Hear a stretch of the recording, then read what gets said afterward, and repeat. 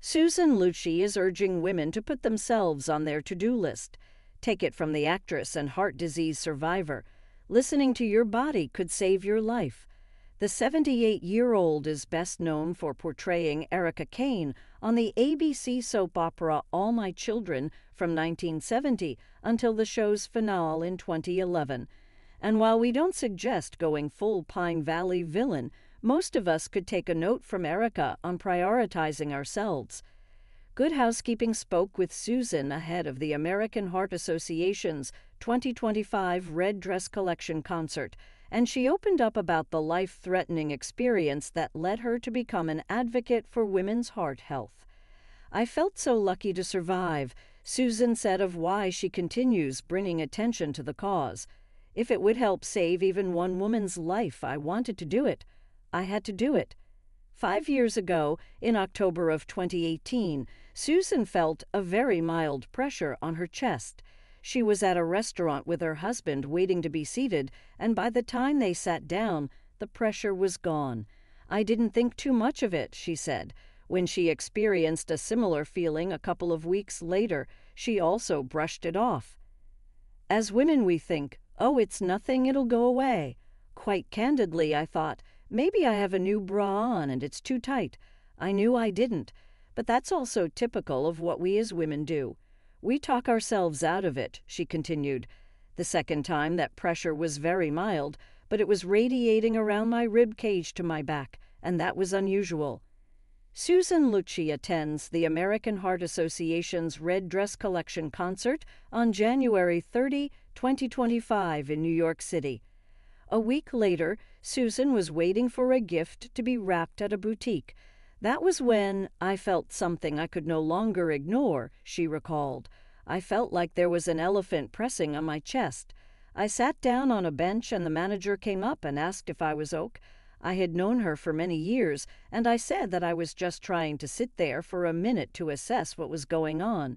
She asked what it was, and I told her about the elephant pressing on my chest.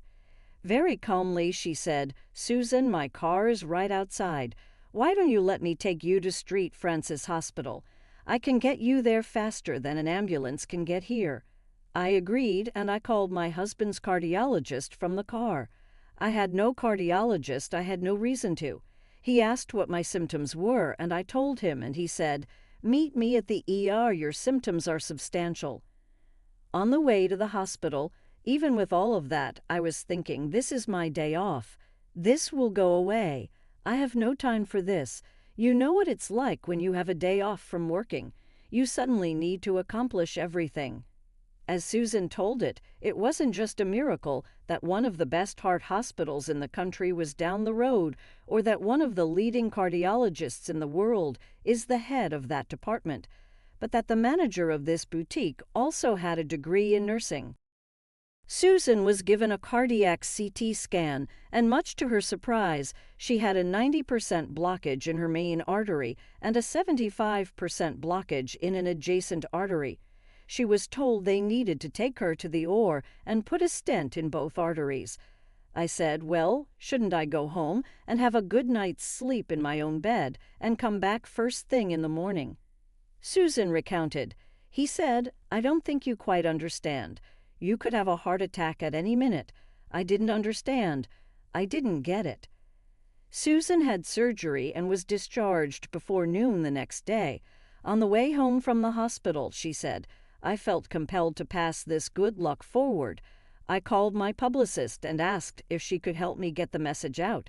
If I could get my story out, share what happened to me, maybe it could help save just one woman's life." Susan shared her story widely in 2018 and doubled down on her messaging in 2022 after a second cardiovascular episode. This time, she needed another stent implanted in a coronary artery that was 80% blocked, potentially avoiding a serious heart attack, according to a story published by the American Heart Association. February is American Heart Health Month, and Susan shared the most important heart health advice she took away from her own journey. Put yourself on your to-do list. "I almost didn't go to the ER because I thought I had too much to do that day. As women, we think everything's going to go away because we're so busy taking care of our children, our spouses, our homes, our careers, and we simply don't ever put ourselves on our to-do list. And if we do, it's way at the bottom. It's only if you have extra time. Listen to your body. If it's not behaving in the way that's normal for you, take action. Call your doctor. I was told by the nurses as I was being checked out, it's a really good thing that you acted on this and you called. If I would have been home, I would have thought, I just need to drink some water and lay down for a little while. And they said, you probably would not have woken up. You just narrowly avoided the widowmaker. This is an often used term for a severe heart attack that occurs when the LAD artery becomes 100% blocked. It's also important to note that despite the name, a widowmaker heart attack can affect both men and women. As Judith Lichtman, page D, MPH previously told Good Housekeeping, heart attack symptoms in women can vary widely. It's important to note that the chest pain may be mild. Women don't always experience the dramatic elephant on my chest heart attack pain, Dr. Lichtman explained, which is why Susan's final takeaway is key. Don't be afraid to call the doctor. I was afraid to take this busy, wonderful doctor's time away from patients who I felt really needed him. I didn't count myself as someone who really needed him, and I just wanted to say to women, don't be afraid that you are taking the doctor's time away from other patients. You are a potential patient. Your life is worth saving. If you don't save your life, you can't be there for your children, your spouse, your career, your home. As Susan explained, she always thought she had her mother's genes. Her mom was 100 at the time, and neither of them had ever experienced symptoms of heart disease. Susan also pointed out that she maintained a healthy diet, worked out almost every day, didn't smoke, and rarely drank.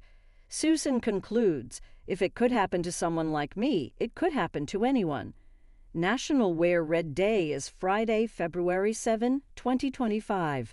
The AHA encourages wearing red to help raise awareness of cardiovascular disease, the #1 killer of women.